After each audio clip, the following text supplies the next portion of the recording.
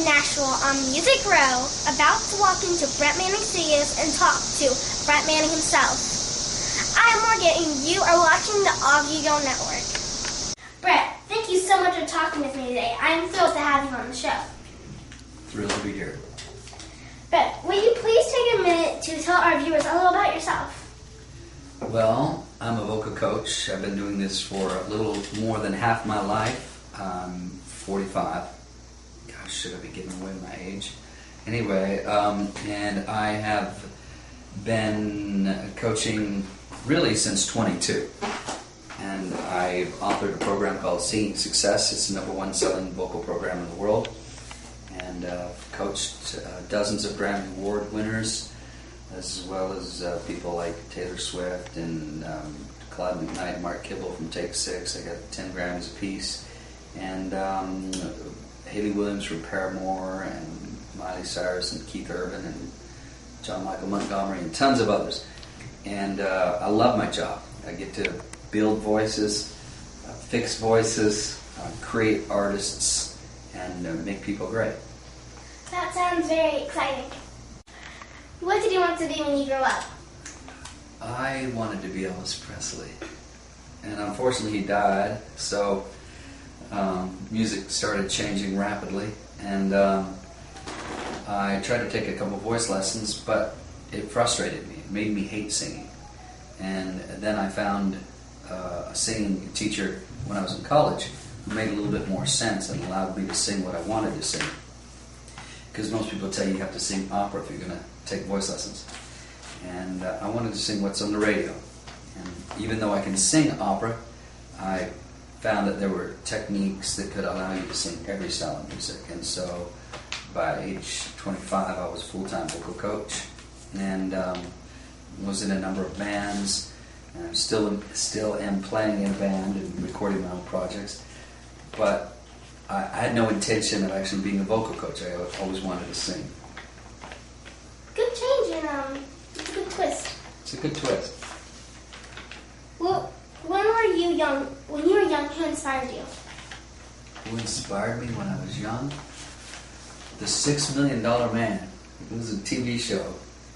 I guess it probably would be more like a $50 million man now. Steve Austin, the $6 Million Man. He was this guy. He had bionic arm and bionic leg, so he could jump really high, he could run really fast, and he was really strong. That inspired me.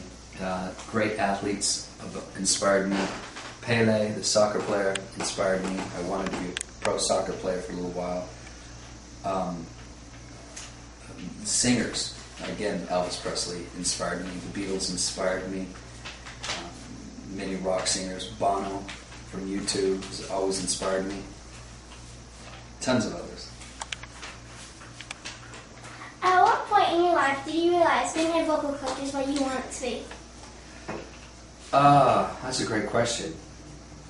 When I was in a band, and somebody said, "How do you sing that high note?" And I said, "I can show you. Just come here." And I come with a piano, I run some scales, do some silly little vocal exercises. The same things that I was taught, I was able to teach. Often easier than what was taught to me, because I could break it down step by step and simplify it and give it to somebody else in a form that was easier than what was given to me. And when I saw that I could change voices and make people sing the high notes all day long and sing on key, sing with more power, but then I realized, I need to help people while I'm working on my own voice. And I ended up, without even trying, being a full-time vocal coach. How long have you been in the music industry? Well, I've been coaching voice for 22, 23 years.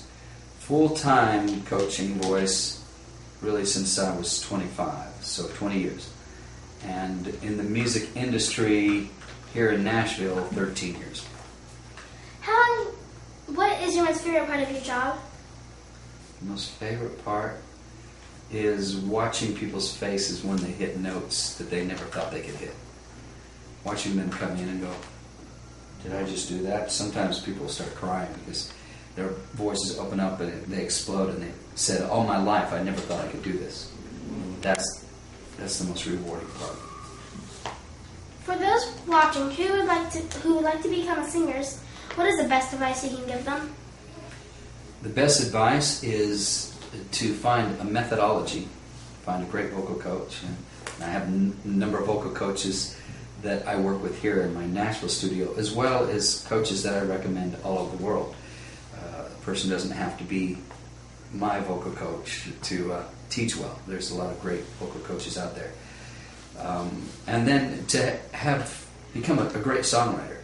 Because if you write songs, you'll find your own voice. That's one of the most important things a singer needs to do, is find their own voice.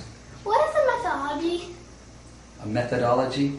It's a way of teaching. It's a method of singing.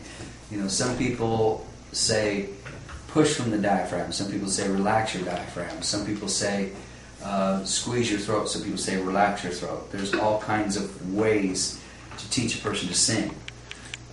Some people say sing really nasal, in the nose right here. Some people say sing out of the nose, so there's no nasal quality. So it doesn't matter what you think you want, it matters what people want to hear. And there's a methodology that produces a very commercial sounding voice. When I say commercial, that means stuff that can make it on the radio. At what age do you suggest kids seriously pursue vocal lessons? Is there an age when the voice is too young?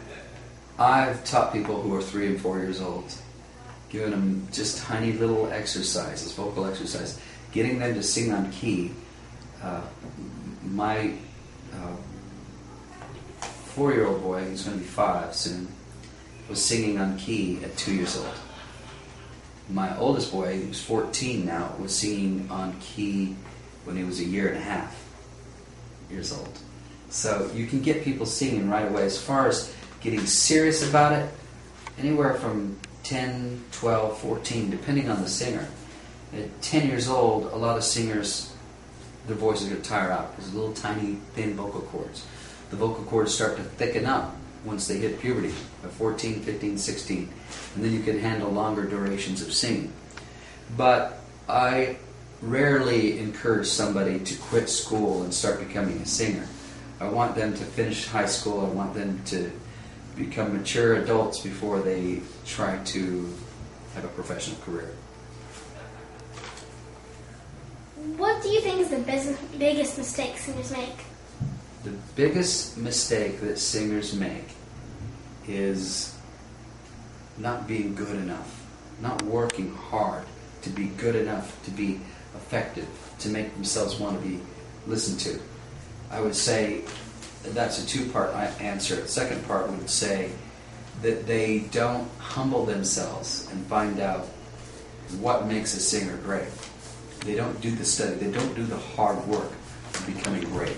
Nobody would become a great, famous ballet dancer without lessons.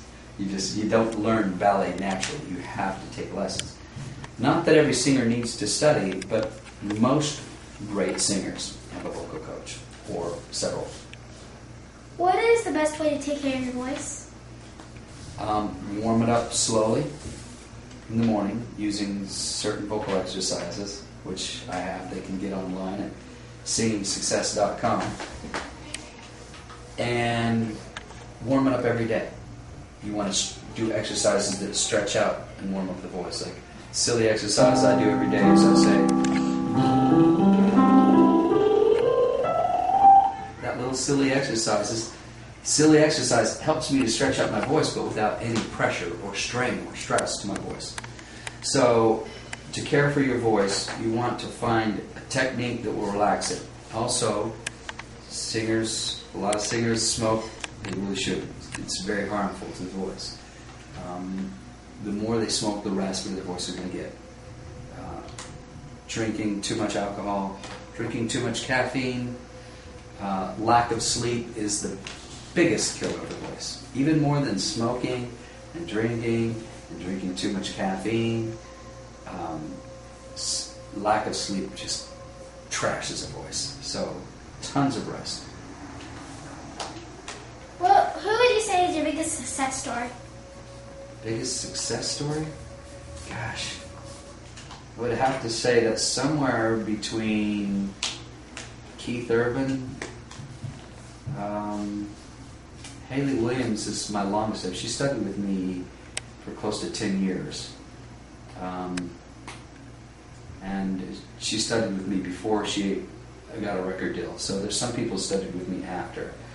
Taylor Swift studied with me after she got a record deal, after she released a record, between her first and second record, and also again between her second and third record, she worked with me.